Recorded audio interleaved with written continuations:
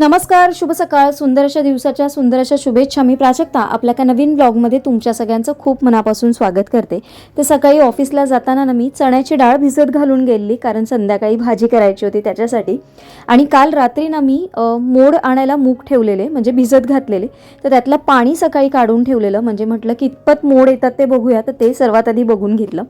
आणि आज बऱ्याच दिवसापासून तुमच्याबरोबर घावणची रेसिपी, म्हणजे जे प्रीमिक्स असतं त्याची रेसिपी शेअर करायची होती. तर म्हटलं चला ती आज तुमच्याबरोबर पहिलं सुरुवातीला शेअर करू, कारण मला पण ते पीठ तयार असेल ना तर सकाळी सकाळी मग नाश्त्याला वगैरे बरं पडतं. तर ही आहे माझ्याकडची वेट मशीन, आणि तुमच्याकडे असेल तरी चालेल, नसेल तरी तुम्ही पेल्याच्या मापाने तुम्ही हे पीठ बनवू शकता. तर ह्याचं ना एक ऑन ऑफ बटन असतं, त्याचं ऑन ऑफ बटन ऑन केलं की इथे 0 येतो. आता आपल्याला याच्यावर कुठलंही तुम्हाला जे भांडं ठेवायचं आहे ते भांडं ठेवा, आणि याच्या साईडला जे ऑप्शन असतं ते ऑप्शन प्रेस करायचं, म्हणजे जे भांड्याचं वजन असतं ते पूर्णपणे नील होऊन जातं. आणि आता इथे शो होतं आहे बघा 0, म्हणजे भांड्याचं वजन जे आहे ना पूर्णपणे नील झालेलं आहे, आणि आपण जो पदार्थ घेतो ना त्याचंच वजन फक्त याच्यामध्ये मोजलं जातं. तर आता आपण सर्वात आधी घेणार आहोत तांदळाचं पीठ. तर माझ्याकडे सगळी पिठं अवेलेबल आहेत, तेच मिक्स करून मी एक प्रीमिक्स तयार करते बघा. तर सर्वात आधी मी तांदळाचं पीठ घेते, आणि तांदळाचं पीठ मी 100 ग्रॅम घेते, कारण घावण तांदळाचं जास्त असतं. म्हणजे आपण घावणे जे वगैरे करतो किंवा आंबोळ्या, त्याच्यामध्ये तांदळाचं प्रमाण हे खूप जास्त असतं. त्याच्यामुळे मी इथे सर्वात जास्त म्हणजे 100 ग्रॅम घेते मी तांदळाचं पीठ. थोडंसं जाडसर असेल ना तर घावण अजून छान होतात. नसतील तुमच्याकडे जाडसर तर तुम्ही थोडासा बारीक रवा असतो ना तो टाकला तरी चालेल. तर आता याच्यामध्ये माझ्याकडे ज्वारी, बाजरी आणि नाचणी अशी 3 पिठं आहेत. तर ती पण मी ना 50-50 ग्रॅम घेणार आहे. तर मोजून म्हणजे तुम्ही घ्या. म्हणजे 1 वाटी जर तुमचं तांदळाचं पीठ असेल तर त्याच्यामध्ये तुम्ही अर्धी वाटी ज्वारी, बाजरी आणि नाचणी असं पीठ टाकून घ्यायचं. त्याच्यानंतर तुम्हाला जर वाटत असेल याच्यामध्ये बेसन तुम्हाला वाटत असेल तर फक्त 2 चमचे बेसन टाकायचं. मी याच्यामध्ये बेसन टाकलेलं नाही आहे. आणि माझं तांदळाचं पीठ ना थोडंसं किंचितचं जाडसर आहे, त्याच्यामुळे मी इथे रवा टाकलेला नाही आहे. तुम्हाला जर थोडंसं जाडसर पीठ नसेल तर तुम्ही पाव पेला तुम्ही याच्यामध्ये रव्याचं पीठ किंवा मग रवा जाडसर असेल तर तो थोडासा बारीक वाटून घ्या मिक्सरमधनं आणि तो वापरा, नाहीतर मग बारीक रवा वापरला तरी चालेल. पण काय होतं ना, रवा जर खूप जाड असेल ना तर तो वरती जेव्हा आपण घावण करतो ना तर तो वरती दिसतो. त्याच्यामुळे अगदी बारीक असेल तेवढं प्रमाण घ्यायचं. तर आता माझं काम झालेलं आहे वेट मशीनचं, तर ते साईडला ठेवून घेते. आता या पिठामध्ये मी टाकणार आहे मीठ. तर चवीप्रमाणे मीठ टाकायचं. तुम्ही आता टाकलं तरी चालेल, नंतर टाकलं तरी देखील चालतं. पण मी सगळं पिठातच एकत्र मिक्स करून घेते, म्हणजे जेव्हा आपल्याला घावण करायची असतात ना तेव्हा काही नाही लक्षात राहिलं तरी चालतं. याच्यात थोडीशी मी काळी मिरी पावडर टाकते, त्याने टेस्ट खूप छान येते. म्हणजे आपल्याला वेगळं मिरची वगैरे टाकायची गरज नाही. आणि ना मिरची वगैरे तोंडात येते ना मग तेव्हा एकदम पटकन ती तिखट असते तर चावली जाते. त्याच्यामुळे काळी मिरी हा परफेक्ट ऑप्शन आहे या सगळ्यासाठी. आणि ही जी माझी पावडर केलेली असते, धणे, जिरा, बडीशेप, काळी मिरी अशी जी पावडर केलेली असते ना ती मी 1 चमचा टाकते, आणि ती माझी आता संपत आलेली आहे. तर याचं पण प्रमाण तुम्ही बऱ्याच वेळा विचारलं आहे, ते जेव्हा आता मी ही बनवेन ना तेव्हा तुमच्याबरोबर शेअर करेन.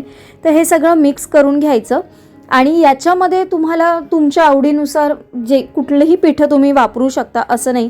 सोयाबीनचं पीठ पण तुम्ही वापरू शकता, किंवा अजून कसलंही जे काही अवेलेबल असेल ते सगळी पिठं तुम्ही वापरू शकता. कारण मिक्स असेल तर तेवढं जास्त असं खाल्लं जातं, हेल्दी नाही तर ते काही खाल्लं जात नाही. आणि हे पीठ मात्र भिजवताना ना पाण्यामध्ये भिजवायचं नाही, आपण ना ताकात भिजवायचं. तर ताकात भिजवल्याची टेस्ट ना अगदी आंबोळ्या जरी तुम्ही याच्यातल्या केलात ना तरी आंबोळ्या पण होतात, आणि घावण केलात ना पातळ घावणे तरी देखील छान जाळ्या पडतात. फक्त ना ते ताकात भिजवत ठेवा, आणि वरून थोडीशी कोथिंबीर टाकायची, म्हणजे जेव्हा आपण करू तेव्हा. तर जेव्हा मी करेन तेव्हा तुमच्याबरोबर शेअर करेन, म्हणजे तुम्हाला अंदाजा येईल की याचे घावण पण कसे होतात आणि आंबोळ्या पण कसे होतात. आता मी एका या बरणीमध्ये हे भरून ठेवणार आहे, म्हणजे हे मला 3 वेळेस तरी आरामात होतील. म्हणजे 3 वेळेस नाश्ता कधीतरी सकाळचा करायचा आहे, किंवा संध्याकाळी आल्यावर पटकन असं काहीतरी असं वाटतं ना की जेवणाच्या आधी काहीतरी खायला पाहिजे, तर त्याच्यासाठी हे पटकन आहे. अगदी कुरकुरीत देखील होतात. याच्यामध्ये तुम्ही टमॅटोची पेस्ट टाकली ना तर ते अगदी एकच नंबर लागतात. मी कधीतरी नक्की तुमच्याबरोबर ही रेसिपी शेअर करेन. पण रेसिपी शेअर करता जर तुम्ही ती ट्राय केली ना तर तुम्हाला त्याची टेस्ट पण घेता येईल. तर आता संध्याकाळची वेळ झालेलीच आहे, तर दिवाबत्ती करून घेते आणि दिवाबत्ती करून मग आता आपल्या कामाला सुरुवात करायची, कारण जेवण पण करायचे. तर त्याच्या आधी ना गेल्या म्हणजे त्यात 15-20 दिवसांपूर्वी, म्हणजे 15-20 दिवसांपूर्वी म्हणण्यापेक्षा 1 महिन्याभरापूर्वी जी काही मी भांडी घेऊन आलेली ना, ती सगळी आता वापरायला करायचे.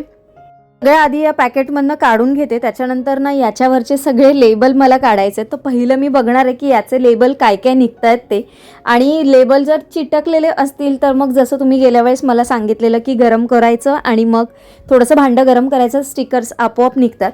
तर ते सगळं ट्रिक वापरून आता ही सगळी भांडी घासून वगैरे ठेवायची आहेत. ही भांडी मी भुलेश्वर मार्केटमधनंच घेतलेली आहे आणि याला भांड्यांना एक्झॅक्टली नाव काय आहे, म्हणजे ही जी लंगरी आहे याला एक्झॅक्टली काय बोलतात मला आता माहिती नाही, पण खूप छान आहे. म्हणजे आता जेव्हा वापरेन ना तेव्हा कळेन. म्हणजे जरी ती नाव तिचं असेल किंवा ट्रायप्लाय जरी म्हणत असतील, पण जोपर्यंत आपण ती वापरत नाही ना तोपर्यंत त्याची क्वालिटी आपल्याला कळणार नाही. त्याच्यामुळे मी सर्वात आधी ती पहिलं वापरेन आणि याच्यानंतर रिव्ह्यू आणि याची प्राईस वगैरे ना तुम्हाला नक्की शेअर करेन.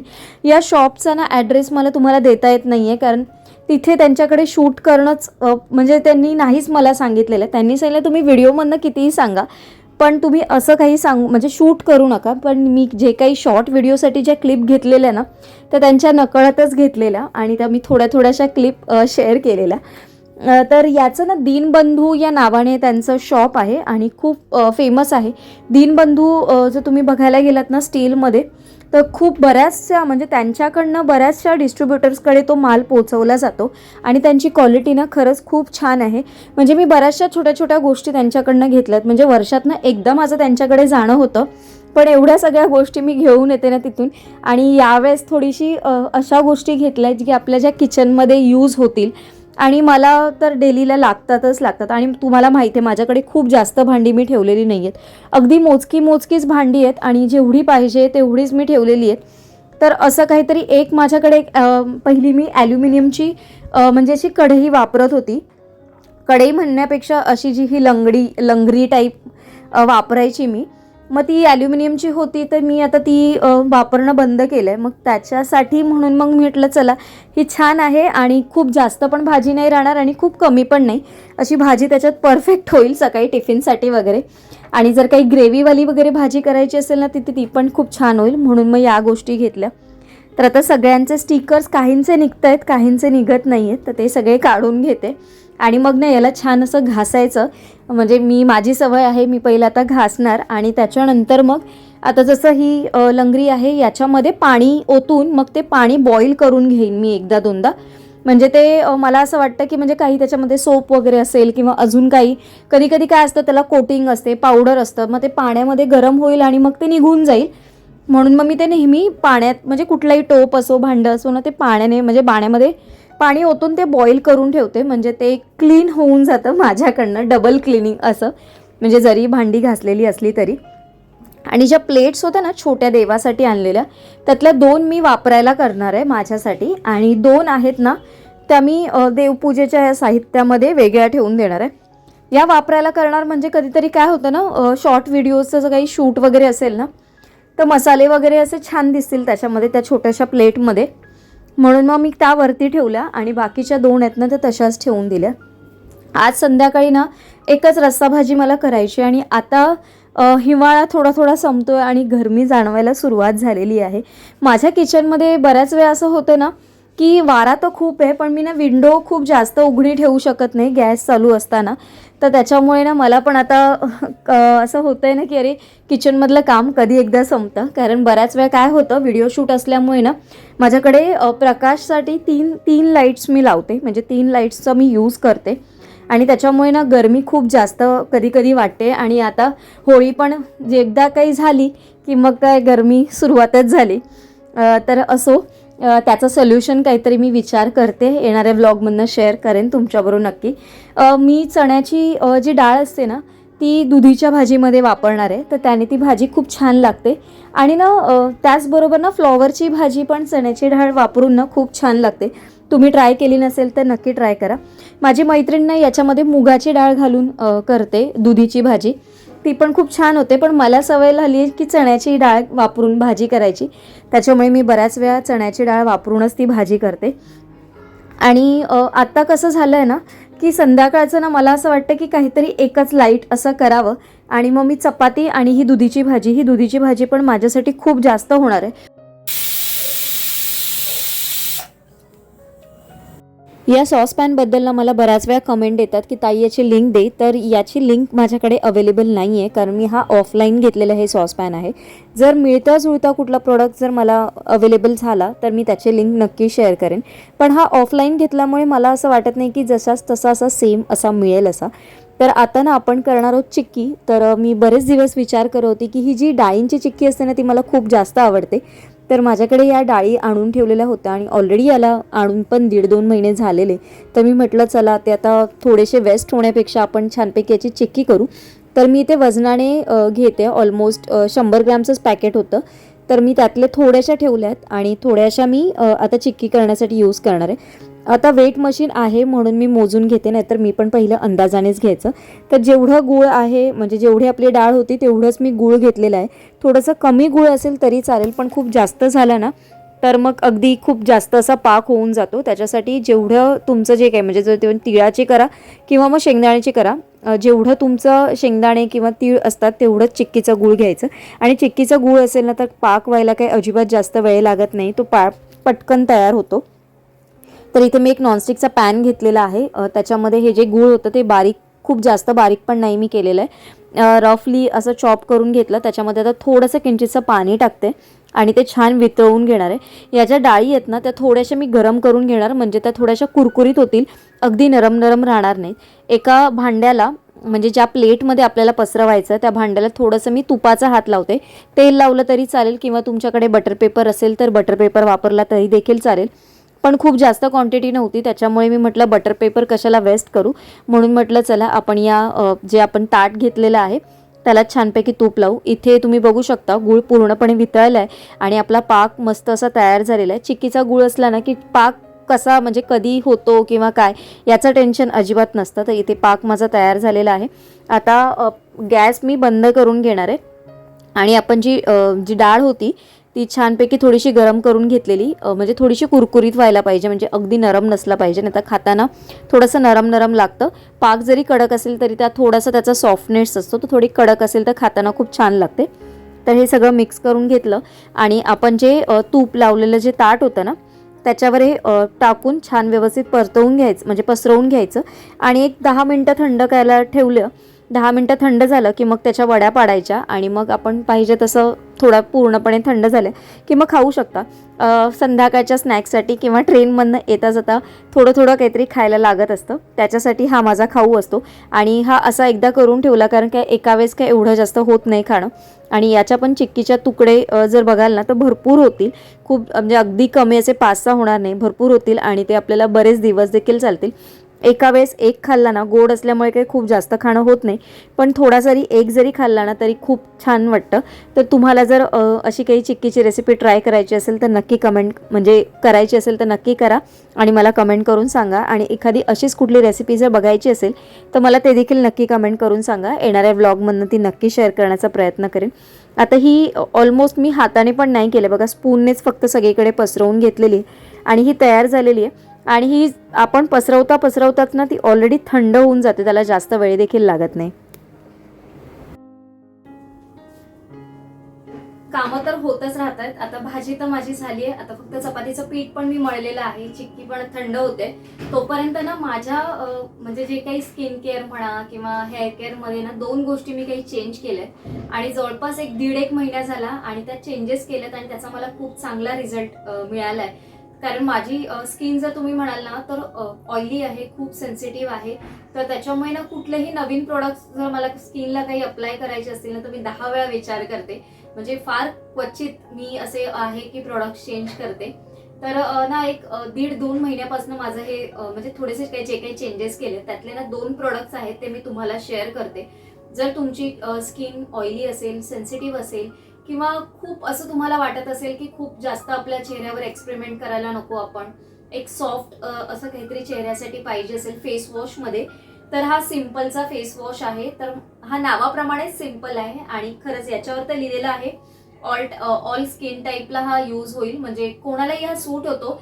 म्हणजे माझ्या ह्याच्यावरनं तरी मला तरी यूज झाला. पण तुम्हाला जर वाटत असेल तर तुम्ही पॅच टेस्ट वगैरे करून बघा. पण मला असं वाटतं ना खरंच चांगलं आहे. जे काही आपण वेगवेगळे म्हणजे मला बायोटिकपेक्षा पण असं वाटलं की खरंच मला याने खरंच खूप फायदा होतोय. एखाद्या दिवशी ना मी तुम्हाला प्रॉपर माझं पूर्ण स्किन केअर रुटीन जे आता 1.5-2 महिने झाले मी चेंज केलेलं आहे ते नक्की शेअर करेन एखाद्या मिनी ब्लॉग मधनं, किंवा मग एक सेपरेट व्हिडिओ बनवेन की ज्याच्यामध्ये पूर्ण स्किन केअर रुटीन मी शेअर करेन.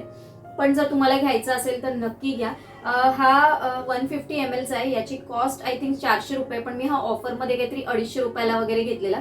हा मी आता नवीन घेतलाय. याच्या आधी पण मी एक ऑफरमध्येच घेतलेला. तर तो पर्पल ॲपवरनं मी तेव्हा घेतलेला, तो ऑफरमध्ये होता मला. आणि हा मी आता नायका सेलमधनं घेतलेला आहे. तर हा पण आहे म्हणजे वापरायला घेतलेला आहे. आणि हेअर मास्कसाठी बऱ्याच वेळा मी ऐकलं जात होतं, तर मी विचार केलेला हेअर मास्क आपण पण ट्राय करू. कारण माझे ना हेअर खरंच खूप थोडासा आता काय बोलतात ना, स्ट्रेस वाढला, तुमचं लक्ष नाही राहिलं की थोड्याशा त्या गोष्टी ना आपल्या चेहऱ्याबरोबर बाकी पूर्ण बॉडीवर पण त्या इफेक्ट करत असतात. तर मला सध्या गेले 1.5-2 महिने खूप हेअरफॉल पण होत होता आणि अशा बऱ्याचशा गोष्टी होतात. मला तसं पण थायरॉइड असल्यामुळे थोड्याफार होतच राहतात हेअरफॉल वगैरे बऱ्याच वेळा. तर ना मी एक हेअर मास्क वापरते सध्या आणि हा खरंच खूप चांगला आहे. तुम्ही नक्की घ्या. थोडीशी कॉस्ट जास्त आहे पण इन्व्हेस्ट केलात ना तर खरंच खूप चांगला आहे. वाईल्डली प्युअरचा हा हेअर मास्क आहे. खूप फ्रीझी झाले असतील हेअर वगैरे, खूप असं डॅमेज असतील ना तर खरंच हा खूप इफेक्टिव्ह आहे. माझ्याकडे डवचा पण आहे, मी डवचा पण वापरते.